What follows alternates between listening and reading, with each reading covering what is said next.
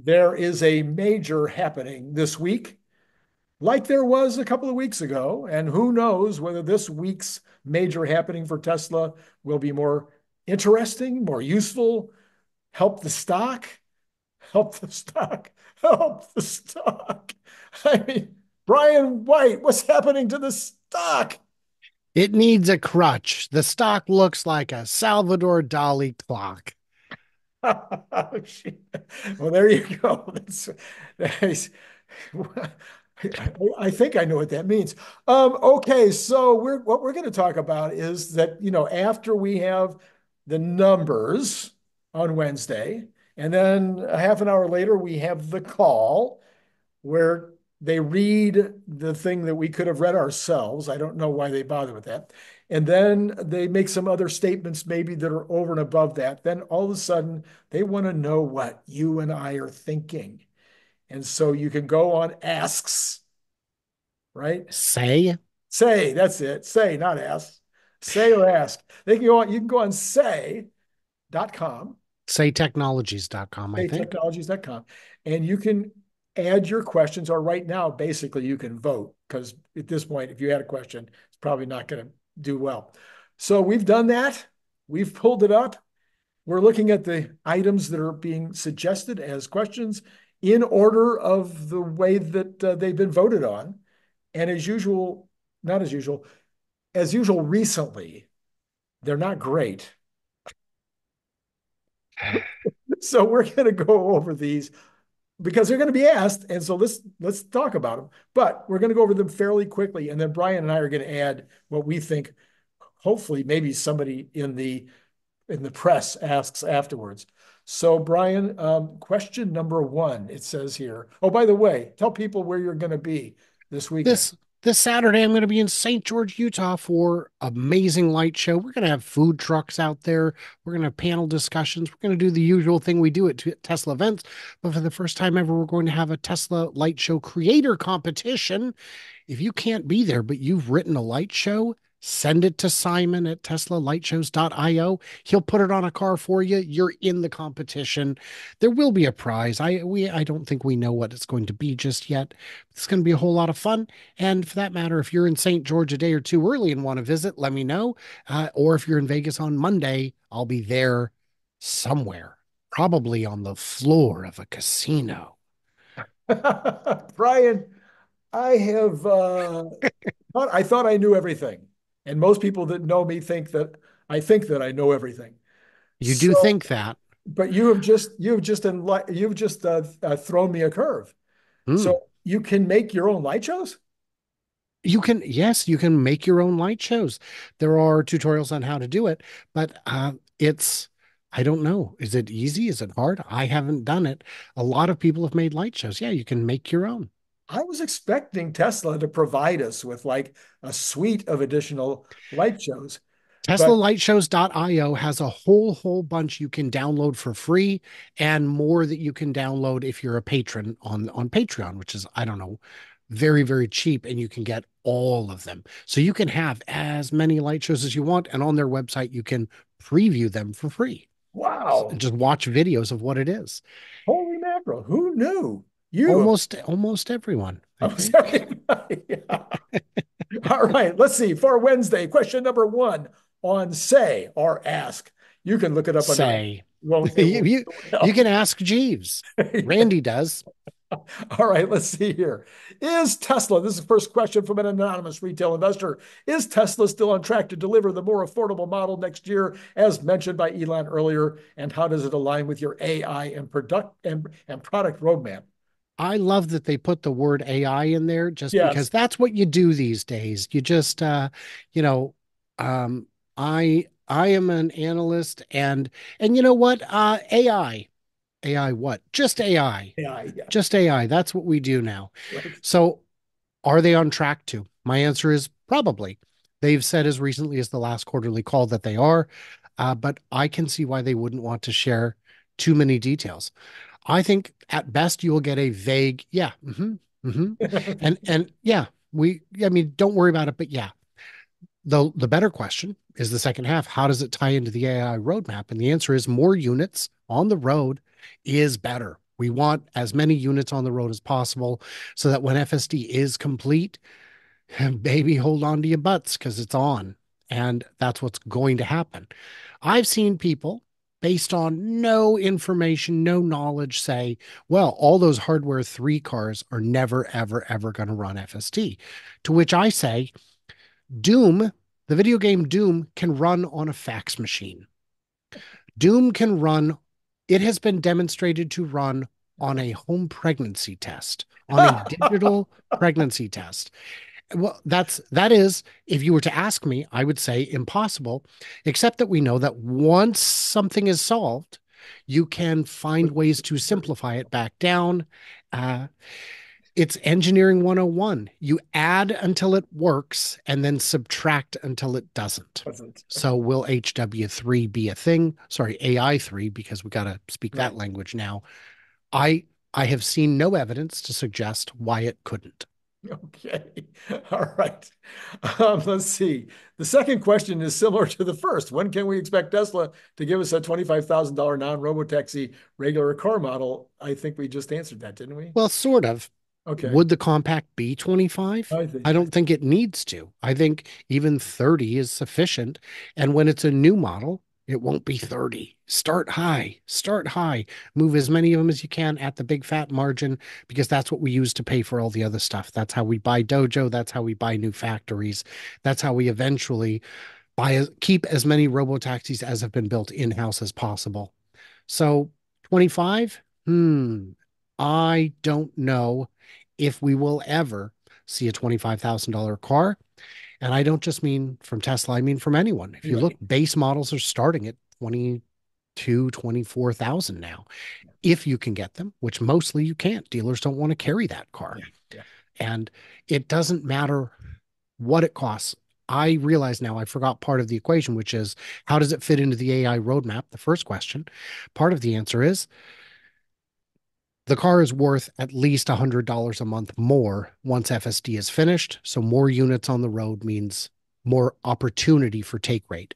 Right. So that means the more cars we can sell today, even at a lower price, even at, like you said, even if the margin was zero, this would still make sense because we've got this cash bomb Right. ticking away in the corner. Okay. So next question is, what is Tesla doing to alleviate long waiting times at service centers? By the way, I haven't run into long waiting times, and my wife's experience at the service center a few weeks ago was, she said it was the most amazing thing she has ever seen in terms of the way they got her in, got her out. It was all automated. She was totally blown away. I haven't had enough experience to have any complaints in this regard.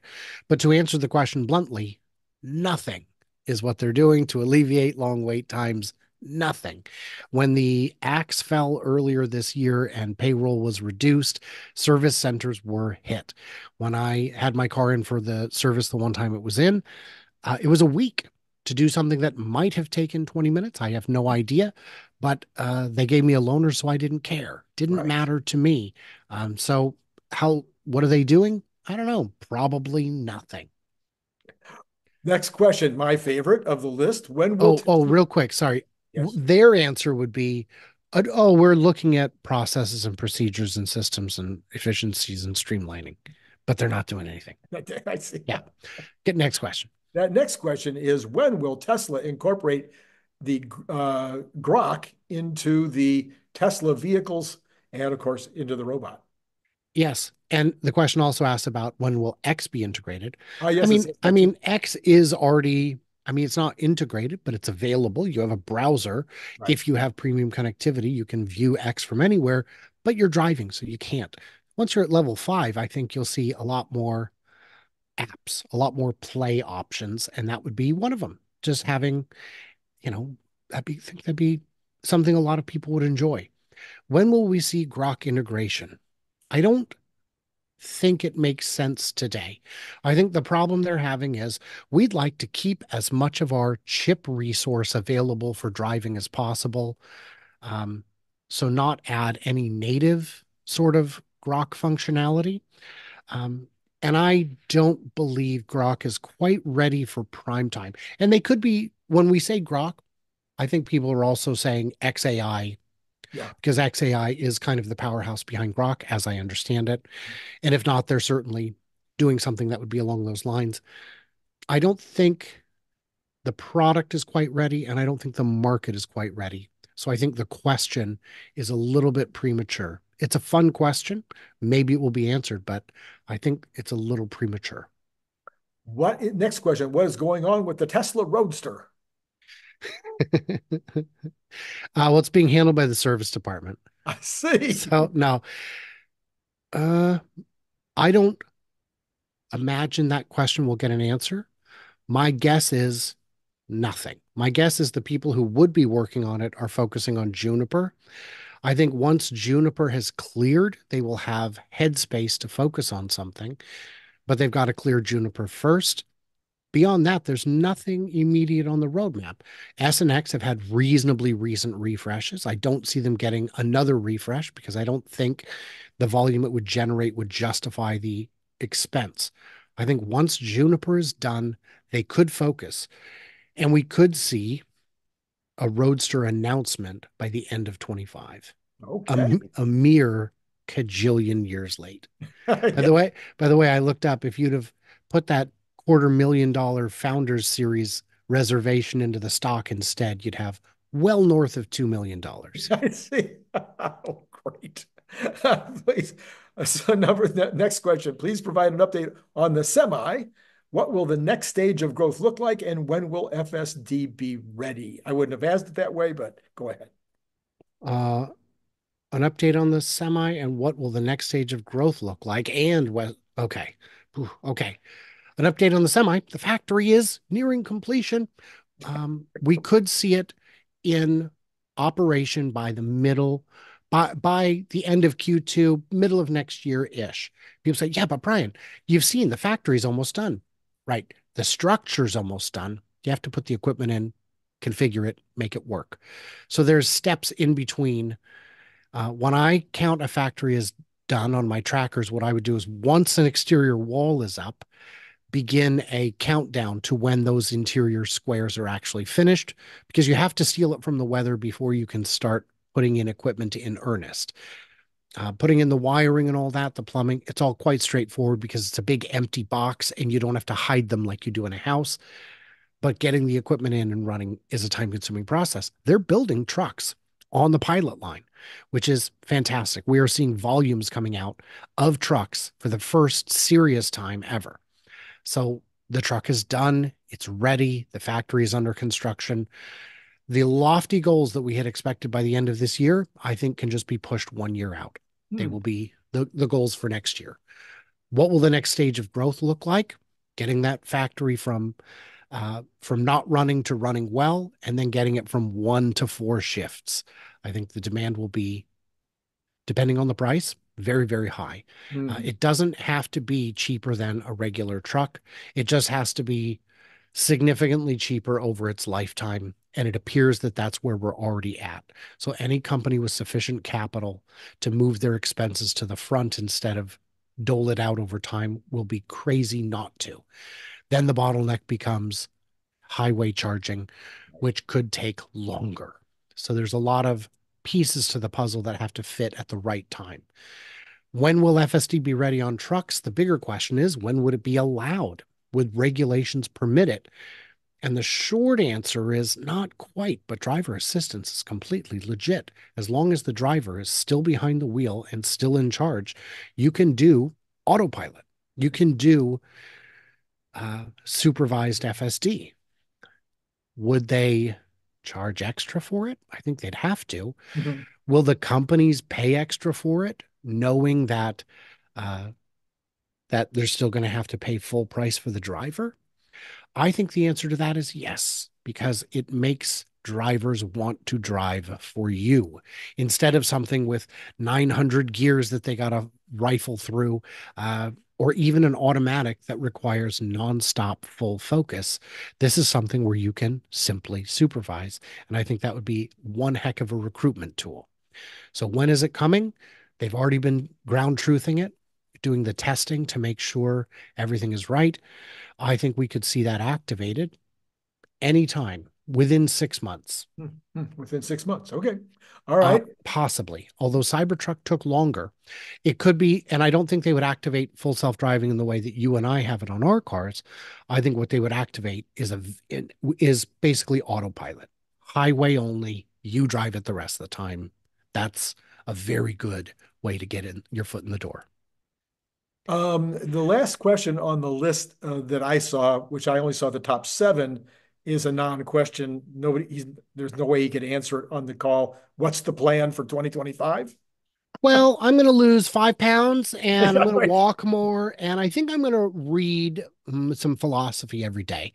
I think the plan for 25 is all of the things that we've discussed repeatedly on every call and investor and event and all the different days we've held. It's that. It's grow a bit. It's get mega factory online. It's get the semi factory online. It's refresh the Juniper and get all the factories up to full speed, increase sales on that, get the intermediate compact out and expand, continue the gradual expansion of Tesla insurance, which appears to be held back strictly by the complicated mess of state by state insurance regulation, which is very complicated but exists for a reason. Yeah, yeah, okay. Yeah, so, yeah, it Well, does exist for a reason. insurance companies have been all kinds of dastardly fellows, to put it in the only PG terms I can think of, yeah. since forever. Their job is to trick you into buying coverage that they will not permit you to use. Everything follows that. Just as all safety regulations are written in blood, all insurance regulations are because of terrible companies Right. robbing people in their moment of greatest desperation. So that is the list that I have. What would you add to this list of questions that you think would actually be answered? And then, I'll give you the answer or you can give the answer. I don't care. Uh, the one I would want just to either shut me up or shut up the people who disagree with me is the robotaxi coming out as a driver, as a driven vehicle, as a full meat driving vehicle? And I'll accept a yes or no because I can already surmise the remainder of the answer. That's the big one I'd want. What do you think the answer to that question is? So you're talking about the cyber cab itself? Yes. Is All there right. going to be a human driven version of the cybercab? I don't think so. No. No, and there are countless reasons. I'm meeting with a couple of my auto engineering friends in St. George this weekend, and I have already warned them that they will be on camera answering questions regarding engineering so that we can determine what obstacles lie between here and there. If, let's say, tomorrow the world decides FSD is going to be illegal, would they convert that cybercab into Mm, a car? The mm, answer is no. They would need to design a different car, mm. which they could do, but they haven't. Okay. All right. Here's my three. Yes. Take rate on FSD. What is the take rate on FSD now? And could you include it in the quarterly numbers going forward? Because it's a very, very critical number in terms of the dollars, the profits, everything else. So I have an answer to that and a question to that. The answer is they don't wanna. They don't wanna. They know it's critical. They agree it's critical, but they don't wanna. And their excuse would be it divulges too much inside information. But the real reason I think is it divulges too much inside information that is potentially harmful. If the number was 50%, I think they would be shouting it from a mountaintop. And if it was anything south of 20%, which I'm confident it is, they would not wish to reveal it. Uh, my question on that would be how much of the FSD deferred revenue has been Mhm, counted? mhm, mhm. Yeah. And I've seen some great speculation, but no actual Right, answers. right. My next question would be disengagement status. Ooh. Where are we on disengagement? If disengagement is the key, where are we? What is the goal? And also, how do disengagements compare to FSD caused accidents? Mm. I So love the second one, half of your question way more than the first half. okay. The second half is what is the incidence of Disengagement. disengagement followed by accident, or, around that time? I think that's great. It'd be good to also know, can we see what the time of day and weather was? Mm, I think that would be very rich data that only exists in the hands of NHTSA. They've got that report. If they've got it, can we see it? And the but the what was the first part of the question again? that Because was I just the disengagement stats. oh yes. How many So disengagements you I allow? Yeah. we will not show that because it doesn't matter because not all disengagements are created equal. I had a disengagement today because I decided I'm not going there. I'm going there. The place Right. I was going wasn't open. So I was like, you know what? I'm going somewhere else. Hey, autopilot disengaged. Can you tell me why? Yeah, I'm going somewhere different.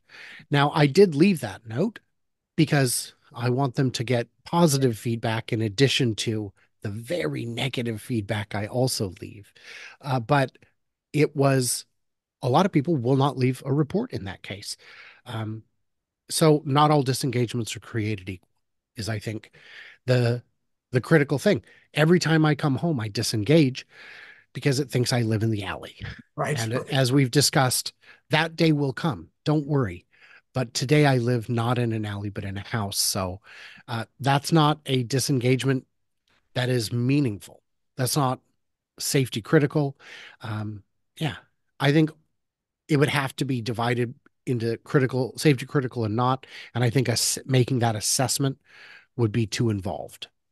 I answered Gary Black the other day. He did a thing about disengagements and about the fact that it's going to be 2075 before we have, actual FSD. But I when I'm driving a car without FSD, I disengage probably, on a 10-mile trip, maybe three times. I am pulling out of a shopping center and there's a car coming, and I think I have time, and then I decide I don't, and I Yeah, disengage.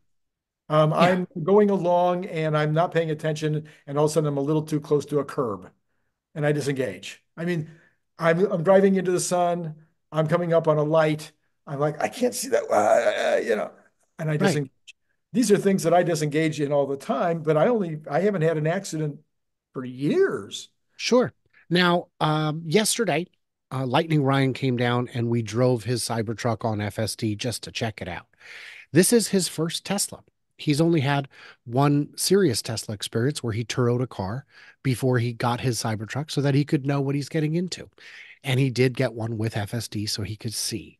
But really, ownership is his first real hands-on, more than a day long experience with FSD. And his first version ever is 12.5.6, I think, or Yeah, whatever, 12.5.5, high maybe. five. No, I don't remember which one, but he's got whichever one is on the Cybertruck. We had a disengagement where it was pulling out into cross traffic, and and Ryan and I both agreed him hitting the brake and saying, "Don't go yet," was the right decision. And I said, now, if we weren't in the car, I think what would have happened is it would have pulled out and either stopped a little short and made cars go around, or pulled out and the other guy would have hit Slow the it down. brakes, would have slowed down. Would it have resulted in an accident? No, but I'm not going to drive that way if I'm in the car. And there are a lot of disengagements like that where it's not safety critical necessarily. It wouldn't have definitely been an accident. That's insane to think that these are going to cause accidents 10 times in a 3 hour drive. Um, we know that that's not plausible. But at the same time, some of us are conscientious, compassionate humans who don't wish to drive like lunatics. My last one would be, when will Cortex, which is that cluster with the five giant fans down at Austin, be fully up and running? And part two, are we on track as per AI Day with regard to the Dojo cluster? Boy, fully operational. I don't know, but we'll know from the flyovers. We will be able to see the fans spinning. Uh, I have not seen them spinning yet. So they are doing their best to maintain thermal management before that point. It could be that they are already operational and I just haven't caught it yet. But I will start looking for that. When will it? Yeah, when? My guess would be by the middle of next year, but I don't know. And also, there was a plan to expand vastly beyond the H100s or 1000s or whatever it was they bought, the massive AI training cluster that they have. Um, but that could take years to get up to that speed. Okay, because they just did Memphis in 19 days. So I'm wondering, it took them 6 months to outfit the facility and then Right. 19 days to plug it all in and go boom. Right. It's not a question of how quickly they can plug it all in and configure it. It's a question of how long it would take to get additional hardware in to configure. They still haven't quite finished the building. They're using a big chunk of it, but not all of it yet. Oh, mhm, So there's, it's not just plugging in the equipment. They also have to get enough power to the site, mhm. which right now I'm they cannot pull 500 megawatts just yet. Hmm. Okay. All right. Okay. Well, that was it for me. I'm sure the folks will have additional questions. They can put those down below in the comments. And then I'm sure that maybe we'll think of others between now and then, but we'll be looking forward to Wednesday when we'll get answers or not. And how's it been talking to me? How has it been talking to you? It's been fantastic. And to How all of you out there, all of you out there, how has it been talking to you? And that's assuming I can find the stop button because I have to do that. It's like, I didn't mean to throw you for such a I loop. I know it's just, not. Why do you do this to me all the time? Okay, I'm gonna do the walking out the door, and then one last thing. Mhm. Um, where are you going to be on Thursday? So on Saturday, Thursday, Monday, Tuesday? so sure, I fly into Vegas on Wednesday, but I'll be going straight to St. George Wednesday night. I'll be out in St. George, Utah through at least the 26th. I don't know if I'm returning to Vegas on the 27th or 28th, but I will be in Vegas. If you'd like to visit, let me know. Saturday the 26th in St. George, Utah for the big old light show and light show competition and food booths and the uh panel presentations and all that good stuff, including the world's deepest Tesla Q&A because we've got all the experts. And when you bring your tough questions, we get really great answers. So And join us. then, if you're not going to Vegas or to St. George, Utah, you can always visit. You can visit Ryan on Tesla. No, not Tesla anymore. No, Future, Futuraza. future. That's right. Your future. I used to have trouble with the original name. Now I have trouble with the new name. Hmm. It's Futuraza. Futuraza. Join me, won't you? They should. And it's been great talking to you and to all of you.